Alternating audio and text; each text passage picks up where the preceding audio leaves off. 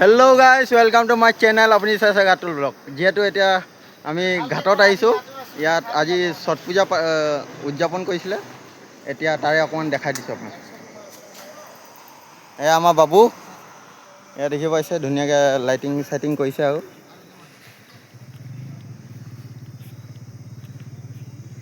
এয়া দেখিব পাইছে ছটি মায়া মূৰ্তি।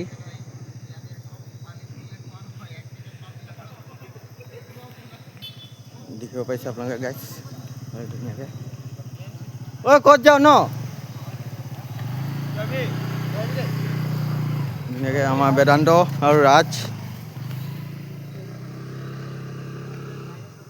ধুনীয়াকৈ কৰিছে।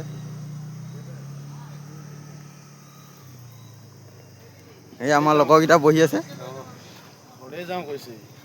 এই আমাৰ ৰূপম। মই এনেও এডিটটো ময়ে কৰিম, কাটি দিম চব।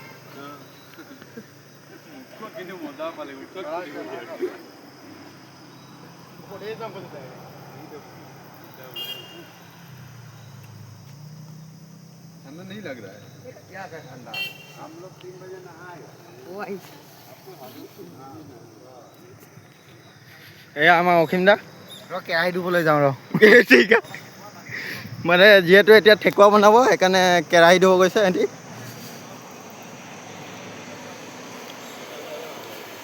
এয়া আমাৰ বিপুল আছে। বাবুৱে এইবোৰ কি কৰিব, ঠেকুৱা বনাবলৈ বস্তু সামগ্ৰী তৈয়াৰ কৰি আছে। আমাৰ ৰঞ্জিত দা চিগনেচাৰ ভেটি আছে এতিয়া। আৰু এইফালে আমাৰ বাবু চাহাব। এই বাবু হাই কৈ দে। তুমি বাৰী চাইডে কম দেখো কোনো দেখিছা হানি দিয়া শুনিলে কিমান হ'ব তুমি চাবা একেবাৰে। কেজি ঠেকুৱা বনিব ন ৰঞ্জিত দা? অ ৰঞ্জিত দা কেজি ঠেকুৱা বনিব? 50 কেজি। হা 50 কেজি? অঁ কেলৈ হাঁহিছ? 50 কেজি এইটো হ'ব। এতিয়া ব্লগটো ইমানতে সামৰণি কৰিছোঁ। ধন্যবাদ। ভাল লাগিলে লাইক কমেণ্ট শ্বেয়াৰ কৰিব নাপাহৰিব।